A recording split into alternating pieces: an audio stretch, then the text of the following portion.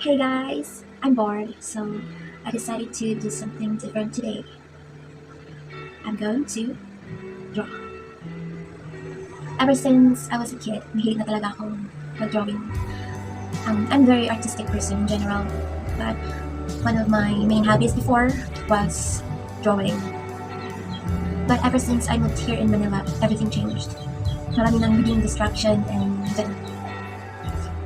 the last time I draw was like a few months ago already. So today I decided to draw. I'm slowly trying my best to bring back my fiery passion when it comes to my artistic expression, like drawing. And I'm going to draw myself because I love myself. Char. This one here. This photo.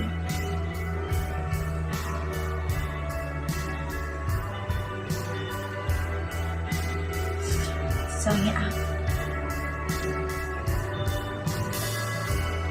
Some of my art materials went missing, or I just don't remember where they're hidden.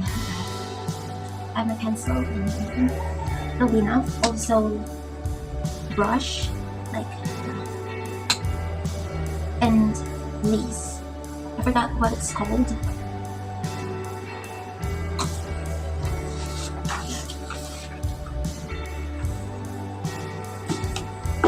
So here it is.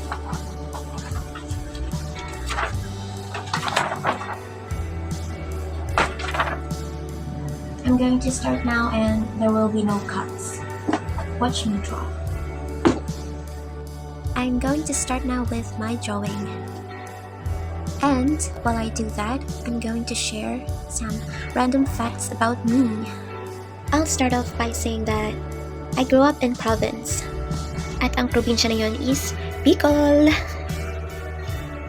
And the first person who introduced me to art was one of my tita who still lives there. It's a long story, but I'll talk about it on my next vlog. But yeah, it's nostalgic to think about Bicol. Because of course, that is where my childhood memories lingers.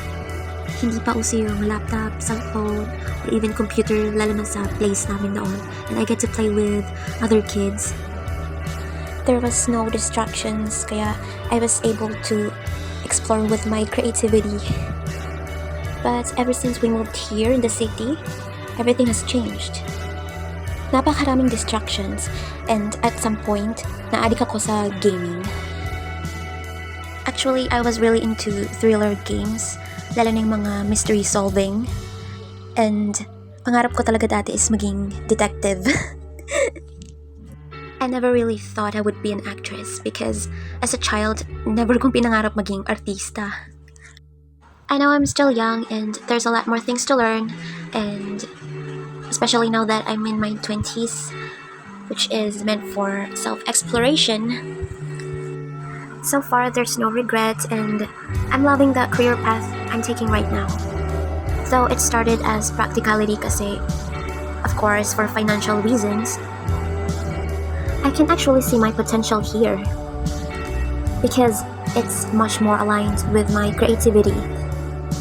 And it's adding a fuel to my fiery passion towards artistic expression. Because a few years ago, I was so confused. Hindi ko alam kung saan ako pinaka-passionate because I'm a very artistic person in general. I like to explore with my artistic expression. Like, yes, I love fashion, and at some point I thought fashion designing is the best for me, but then I was like, oh, visual arts. Yeah, I love to draw, but there's also music. Plenty of musicians inspire me. I want to write a song. Like, I want to learn how to play certain instruments. Like, there's plenty of options.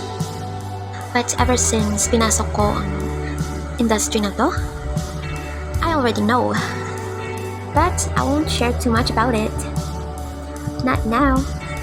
But I'm thankful because, but yeah, I'm extremely grateful that I have the privilege to work with well-known actors and actresses. Kahit malayong malayo pa ako sa kanila, it's a blessing to work with them, to be honest. Actually, there's this one question from the website, and it's a question about asking my opinion about other artists, specifically actresses, and here's my answer. I don't personally know other actresses on a deeper level. Most of them were nice to me. Never pa ako nagka-issue with other actress, and I don't see any reasons para magka-issue ako sa kanila because matino akong kasama.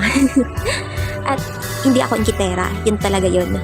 Whenever I'm in the same space with other successful women, I feel happy and inspired because I'm associated with them. Kasi naman sa mga pariwarang tao ako ma-associate, di ba?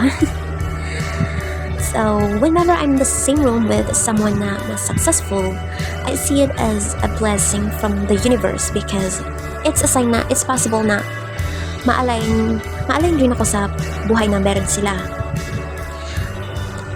And I'm aware na it's very common na makaramdam ng inggit because I can see other talents na hindi masyadong napapansin.